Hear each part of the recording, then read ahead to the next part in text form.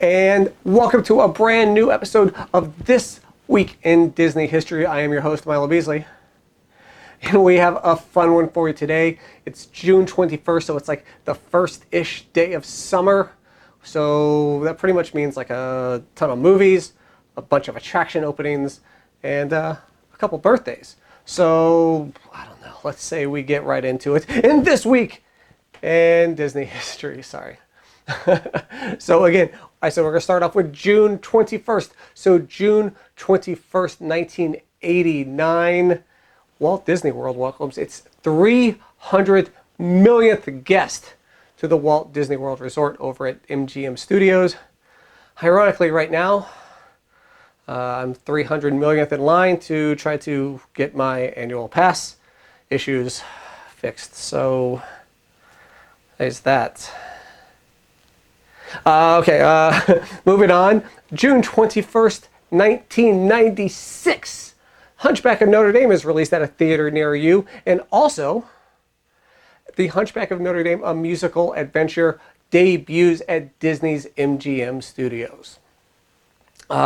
Speaking of movies, again, first day of summer-ish, I guess, right? It's the 20th, 21st? I don't know. It's the solstice thing. But we have a couple more movies, including one of my all-time favorites, Lilo and Stitch, coming to you June 21st, 2002, along with June 21st, 2013, the long-awaited prequel, Monsters University. And also last year, on June 21st, 2019, you didn't know what last year was, Toy Story 4, speaking of long-awaited sequels. And then backtrack a couple years, June 21st, 2016, a day that is going to live in a lot of people's mind. The debut, the grand opening of Frozen Ever After at the Epcot Center, replacing the ever-popular Maelstrom. I guess it was ever popular because it was like a 5-minute wait and it was inside the air conditioning, while Epcot was like 107 degrees outside. So moving on to June 22nd, we still have a ton of movies coming at you, going all the way back to 1955, Lady and the Tramp, of course the animated version. And then 1977, Rescuers, the Rescuers movie is released. And then 1988, again, one of my all-time favorites, Who Framed Roger Rabbit? Although I'm a little partial to Judge Doom, and it was sad to see him go. Also on June 21st, 2012, Disney Pixar's Braves is released at a, did I say Braves? Brave, at a theater near you. Also June 22nd, 2005, the Disney Soda Fountain opens up right next door to the El Capitan Theater, right there in Hollywood, right there on the right on the stretch across from the Kodak. What is it called now? I don't know. It's right across from the Hard Rock and the Grauman's Chinese Theater. Not to be confused with the Grauman. Getting sidetracked.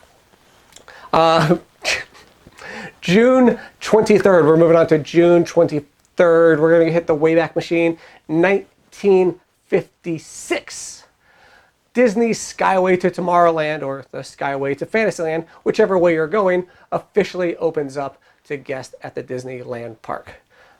June 23rd, staying at Disneyland, of course, because it's 1963 and there was no Walt Disney World yet. The Enchanted Tiki Room opens up to guests at the Disneyland park. 1995, Pocahontas opens up at a theater near you. Also, the very same day the Pocahontas musical show opens up in New Fantasyland Theater. For those of you who are like, who's Fantasyland? It's where Mickey and the Magical Map is now. That's all I know. And staying on June 23rd, 1999. Man, this is Disneyland all the way. Tarzan's Treehouse replaces the Swiss Family Robinson Treehouse at Disneyland Park. Doesn't like phrase. It's like a retheming, not like a. You know what I mean? Moving on, 1924. June. Cut. Edit.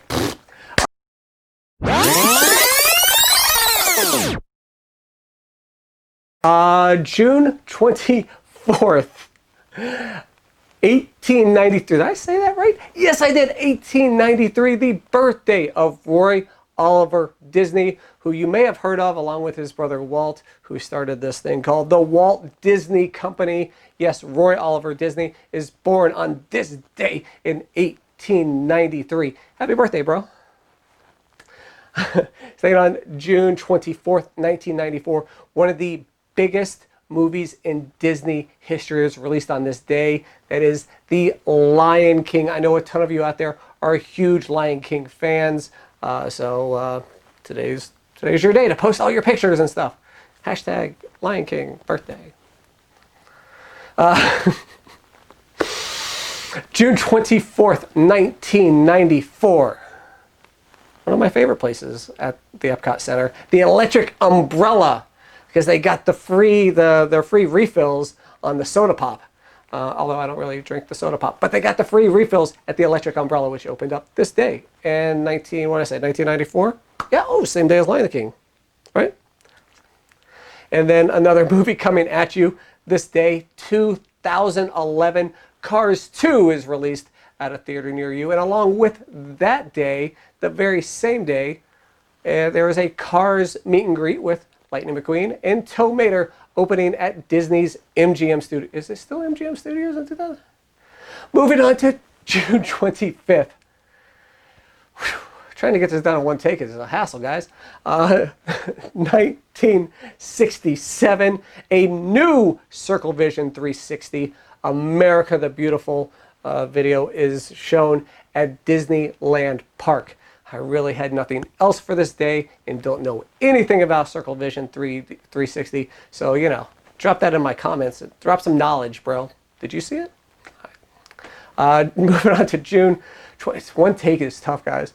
June 26th, 1957, the debut of the Disney Viewliner. What is the Viewliner, you may ask? I actually do know about this one because of the Wikipedia. Anyway, so the Viewliner was basically the predecessor to the monorail at Disneyland. So it was like Walt Disney's first attempt at mass transportation in Disneyland. So happy birthday, Viewliner. June 26th, 2006, Pirates of the Caribbean attraction reopens at Disneyland Park, this time featuring new animatronics featuring Jack Sparrow and Captain Barbossa. And only a few of you, by few I mean 2 of you out there, will understand when I say you're welcome. Moving on, this is our last day this week, but last but certainly not least, because we got some more movies to throw at you. June 27th, so June 27th, 1997, a very, I think, underrated because it is one of the best Disney animated movies during that time. In my opinion, Hercules is released in the United States in theaters, as well as 2008, another underrated flick that I think a lot of people need to be watching right about now, the release of Wall-E into theaters. But June 27th, 1985, let's go back a little bit. That is the day that Disney and MGM signed a 20-year agreement for Disney to use their movies and likeness and name at a theme park. Of course, now it is Disney's Hollywood Studios, and I really, really miss those MGM days. Anybody else? So finally, June 27th, 2000, and we'll call it last year, 2019, Inside Out's Emotional Whirlwind, right? Did I get that right?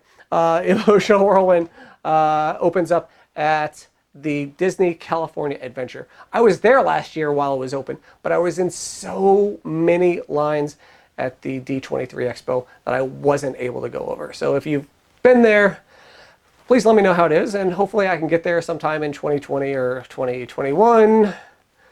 Sometime this decade, if the park's ever open. I'm rambling. So that'll be it for this week in Disney history.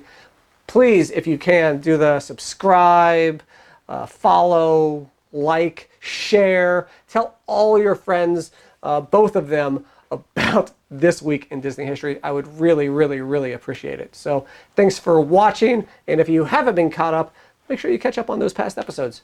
And I don't know. See you next week.